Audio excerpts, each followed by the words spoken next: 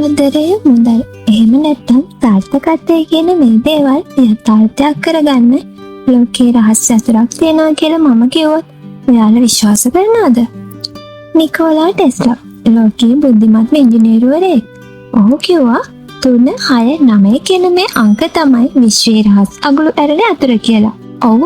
අද අපි ඔයාලට කියලා දෙන්න යන්නේ ටෙස්ලාගේ 369 මෙතඩ් එක.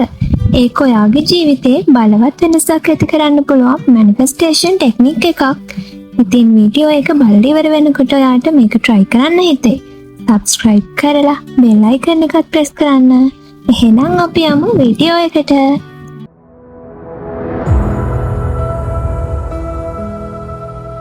පටන් ගන්න කලින් නිකෝලා ටෙස්ලා ගැන ටිකක් කියන්න ඕන. නිකෝලා ටෙස්ලා කියන්නේ alternating current. ඒ කියන්නේ අපි ඔයාලා දන්න AC විදුලිය. ටෙස්ලා කොයිල්, wireless communication වගේ නවෝත්පාදන ලෝකයට ලබා දුන් ඉංජිනේරුවරයෙක්. ඒ වගේම ඔහු බුද්ධිමතෙක්. ගණිතය වගේම energy, frequency, vibration කියන මේ ශක්තිය, සන්නාදය හා කම්පනය ගැන ගැඹුරින් උනන්දු වුණා. ටෙස්ලාගේ ජීවිතේ එක් අංගයක් වුණේ ඔහුගේ මේ 3, 6, 9 අංකවලට තිබුණු විශේෂ ආකර්ෂණය. ඔහු ඒ ගැන ප්‍රසිද්ධියම කියලා තියෙනවා. If you only know the magnificence of the 3, 6 and 9, then you would have a key to the universe. ඒ කියන්නේ ඔබ 3, 6, 9 අංකවල විශිෂ්ටත්වය තේරුම් ගත්තොත් ඔබට විශ්වයේ රහස් අගුළු ඇරීමට යතුරක් හම්බ වෙනවා කියලා. ටෙස්ලාගේ මේ ආකර්ෂණය ඔහුගේ ජීවන රටාවෙනුත් පිළිබිඹුණා. ඔහු ගොඩනැගිල්ලකට ඇතුල් වෙන්න කලින් 3 වරක් ඒ ගොඩනැගිල්ල වටේ ඇවිත්තා. හෝටල් කාමර තෝරද්දී උනත් 3න් බෙදෙන අංක තියෙනව තෝරගත්තා. කැම වේලකට නැප්කින්ස් 3 බැගින් හෝ 18ක් එල්ලුවා. මේ හැසිරීම ඔහුගේ obsessive compulsive disorder එහෙම නැත්නම් OCD එකේ කොටසක් වෙන්න ඇති. ඒ ටෙස්ලා විශ්වාස කළේ මේ අංක ලෝකයේ ගැඹුරු රටා එක බැඳලා තියෙනවා කියලා. 369 මෙතඩ් එක මොකක්ද? ටෙස්ලාගේ විද්‍යාත්මක වැඩවල 369 මෙතඩ් එක ගැන ඍජු ලේඛන නැතත් ඔහුගේ 3, 6, 9 අංකවලට තිබුණු උනන්දුව modern spiritual වගේම manifestation communities විසින් ගත්තා. මේ මෙතඩ් එක බොහෝ විට law of attraction එක බැඳලා තියෙනවා. ඉතින් මේකෙන් බලාපොරොත්තු වෙන්නේ ඔබේ ආශාවන් යථාර්ථයක් කරගන්න උපකාරී වෙන repetition based technique එකක්. 369 manifestation method එකේ පියවර තමයි පළවෙනි එක ඔබ ආශාව පැහැදිලි කරගන්න. නිශ්චිත ඉලක්කයක් තෝරගන්න. උදාහරණයක් විදිහට මට නව රැකියාවක් ලැබෙනවා. එහෙම නැත්නම් මම ආදරයක් හොයාගන්නවා වගේ. දෙවෙනි එක තමයි ඒක රටාවකින් ලියන්න. මෙතනදී ඔයා ඒ තෝරගත්ත affirmation එක උදේ, දවල්, රෑ මේ විදිහට ලියන්න.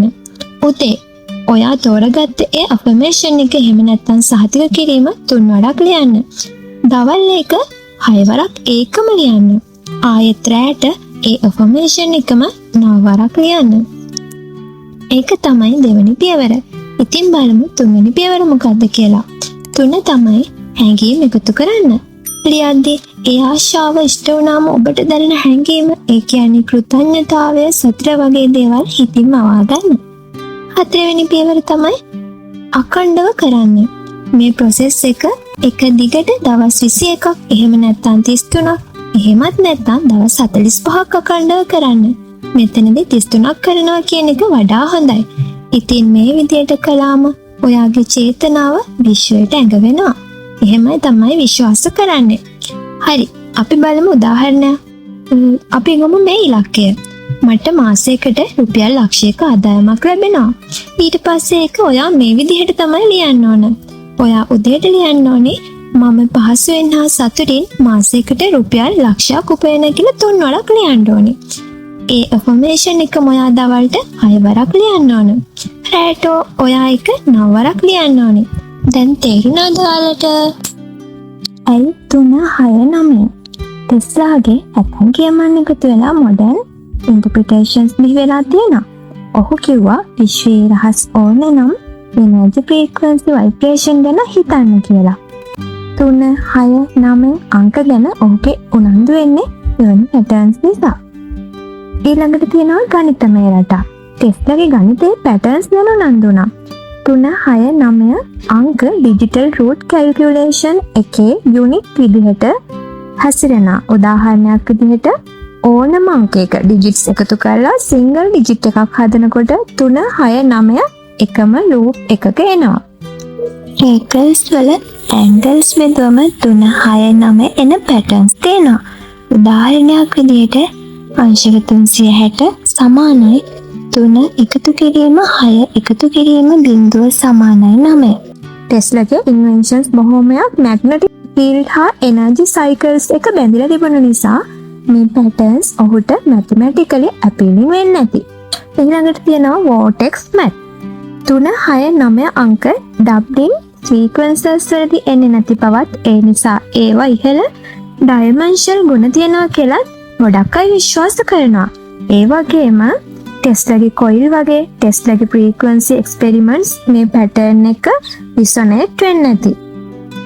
ආත්මික අර්ථකථනය ගැන කිව්වොත් කියන්නේ ස්පිරිචුවල් කමියුනිටිස් 3, 6, 9 කියන මේ ඉලක්කම් වලට සංකේතාත්මක අර්ථයක් දෙනවා. 3 කියන්නේ ක්‍රියේෂන්. එහෙම නැත්නම් ත්‍රිනිටි. ඒක හරියට බුදුදහමේ තියෙන ත්‍රිලක්ෂණය වගේ. 6 කියන්නේ හාමනි සහ බැලන්ස්. මේකෙන් කියන්නේ සමගිය සහ ජීවනය. 9 කියන්නේ කම්ප්ලීෂන්. එහෙම නැත්නම් එන්ලයිට්මන්ට්. ඒක හරියට බුදුදහමේ නව ආර්ය සත්‍ය වගේ. ටෙස්ලාගේ 3, 6, 9 සහ විද්‍යාව ටෙස්ලාගේ ලේඛනගත කළ විද්‍යාත්මක වැඩවල 3, 6, 9 මෙතඩ් එක ගැන ඍජු සාක්ෂි නැහැ. ඔහුගේ 3, 6, 9 ඔබෙෂන් එක බොහෝ විට ඔහුගේ OCD හෝ ගණිතමය කුතුහලයේ ප්‍රතිඵලයක් වෙන්නේ නැති. ඒත් ඔහුගේ එනර්ජි ෆ්‍රීකවන්සි වයිබ්‍රේෂන් ගැන චින්තනය නූතන භෞතික විද්‍යාවේ ක්වොන්ටම් තියරි හා අනුනාද සංකල්පයක ගැටෙනවා. උදාහරණයක් විදිහට ටෙස්ලාගේ වයිබ්‍රේෂන් එක්ස්පෙරිමන්ට්ස් ඔහුගේ සංඛ්‍යාත ගැන තිබුණු ගැඹුරු අවබෝධය පෙන්වනවා. ඒත් නූතන 3, 6, 9 මැනිෆෙස්ටේෂන් මෙතඩ් එක විද්‍යාත්මක ක්‍රමවේදයක් නෙමෙයි. ඒක බොහෝ විට සයිකොලොජිකල් ටූල් එකක්.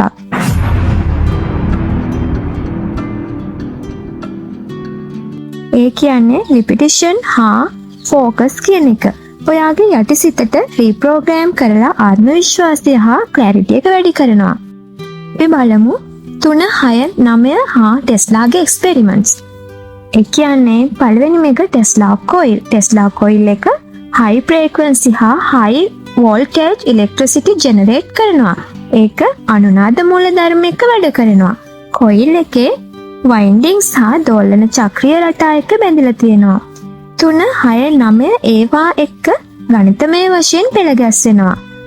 ඒ පෙළගැස්වෙන්න තියෙන්න පුළුවන් 3, 6, 9 කියන ඒ අංක රටා ටික. ඉතින් නැෂනල් ජියෝග්‍රැෆික් එකෙත් ආටිකල් එකක මෙන්ෂන් කරනවා ටෙස්ලාගේ පෘථිවියේ ස්වභාවික සංඛ්‍යාත පිළිබඳව.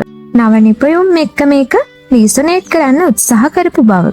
ඉතින් මේකෙදි 3, 6, 9 චක්‍රීය අනුනාද රටා එක්ක සම්බන්ධ වෙන්නේ නැති. 1898 එර්ත්කෝක් ඉන්සිඩන්ට් එකක් තිබුණා. ටෙස්ලාගේ යාන්ත්‍රික දෝලකත් හදා බැලීමකදී ඔහු බිල්ඩින් එකක වයිබ්‍රේෂන් ජෙනරේට් කරලා ආටිෆිෂල් එර්ත්කෝක් එකක්, ඒ කියන්නේ කෘත්‍රිම භූකම්පනයක් ඇති කළා. මේ එක්ස්පෙරිමන්ට් එක ටෙස්ලාගේ අනුනාද හා ගැඹුරු සංඛ්‍යාත ගැන ගැඹුරු අවබෝධය මෙතනින් පෙන්නුවා.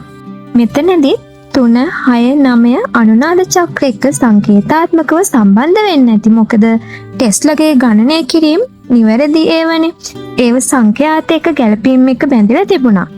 ඊළඟට වයර්ලස් පවර් ට්‍රාන්ස්මිෂන්. ටෙස්ලාගේ වෝඩන්සි ලයිෆ් ටවර් ප්‍රොජෙක්ට් එක 1901-1917 කාලේ රැහෙන් රහිත බල ශක්ති සම්ප්‍රේෂණය ගැන පරීක්ෂණයක්. ඒක පෘථිවියේ ස්වභාවික සංඛ්‍යාත එක්ක බැඳිලා තිබුණා. 3, 6, 9 පැටර්න්ස් වක්‍රව ගැලපෙනවා. ඒත් මේකට ඍජු සාක්ෂි නැහැ.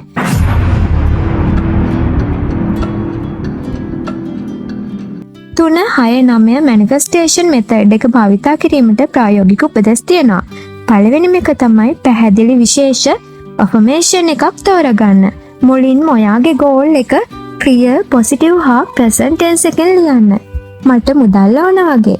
නොපැහැදිලි අෆර්මේෂන්ස් වලට වඩා විශේෂිත හා හැඟීම්බර අෆර්මේෂන්ස් ලියන්න.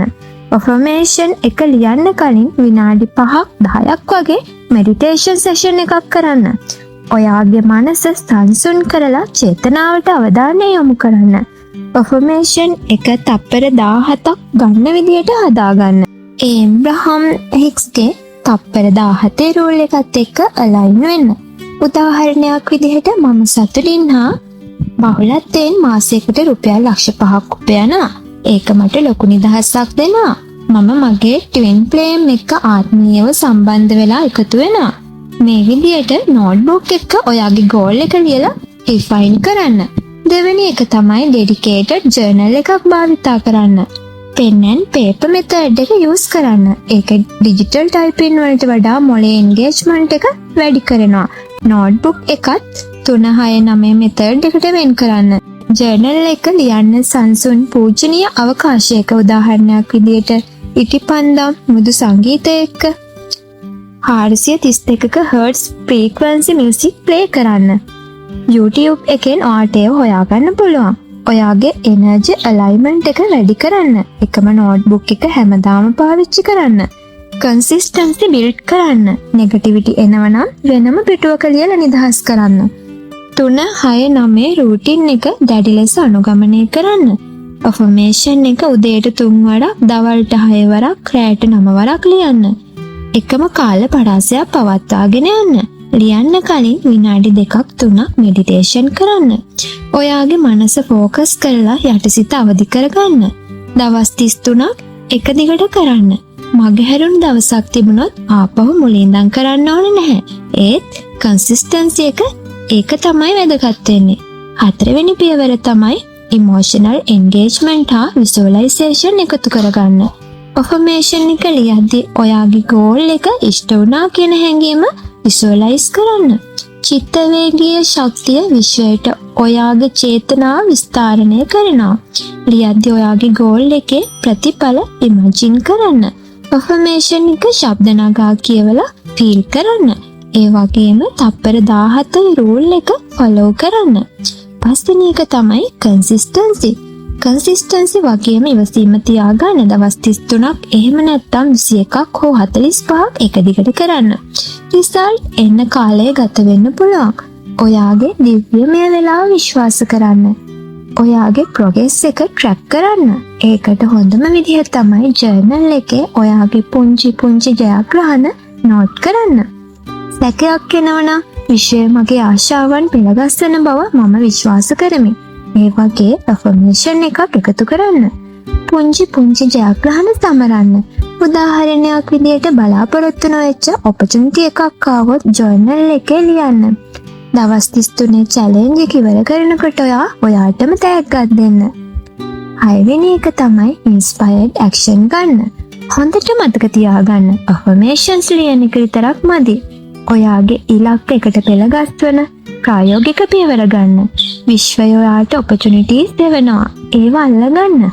meditation session එකෙන් ඔයාගේ බුද්ධිය තියුණු කරගන්න. inspired actions හඳුනා ගන්න. negativity හා doubts manage කරන්න. self doubt නැත්නම් negative thoughts එනවනම් ඒව පිළි අරගෙන නිදහස් කරන්න. 3 6 9 process එකට බාධා කරන්න දෙන්න එපා. හර්ට්ස් 432 මෙඩිටේෂන් මියුසික් පාවිච්චි කරලා ඔයාගේ මනස සංසුන් කරගන්න. වෙනම ජර්නල් පිටුවක ඔයාගේ ඩවුට්ස් ලියලා මගේ ආශාවන්ට මම සියලු බාධක නිදහස් කරමි කියන මේ affirmation එක ලියන්න. ඉතින් දැන් තේරෙනවද ඔයාගේ ආශාවන් යථාර්ථයක් කරගන්න ඔයාට බලය තියෙනවා. ටෙස්ලා වගේ ජීනියස් කෙනෙක් විශ්වාස කළ මේ මෙතඩ් එක ඔයාගේ ජීවිතේ මැජික් එකක් කරන්න පුළුවන්. ඉතින් ඔයාලා බලාපොරොත්තු වෙන්නේ මොකද්ද? අතරේ ඉඳන් 3 6 9 මෙතඩ් එක පටන් ගන්න. මේ ගැන ඔයාගේ අත්දැකීම කමෙන්ට්ස් වල ෂෙයා කරන්න. අපිත් ආසය ගැන දැනගන්න. තවත් ස්පිරිචුවල් හා මොටිවේෂනල් කන්ටෙන්ට් ඕන නම් සබ්ස්ක්‍රයිබ් කරලා බෙල් අයිකන් එක ප්‍රෙස් කරන්න.